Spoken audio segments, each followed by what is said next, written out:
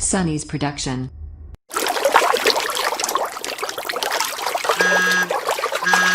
Con gì đây? What animal is this? Cá heo vằn chữ thập. Hourglass dolphin. Cá heo vằn chữ thập. Hourglass dolphin. Cá heo vằn chữ thập. Hourglass dolphin. Cá heo vằn chữ thập. Hourglass dolphin. Cá heo vằn chữ thập. Hourglass dolphin. Cá heo vằn chữ thập. Hourglass dolphin. Cá heo vằn chữ thập. Hourglass dolphin.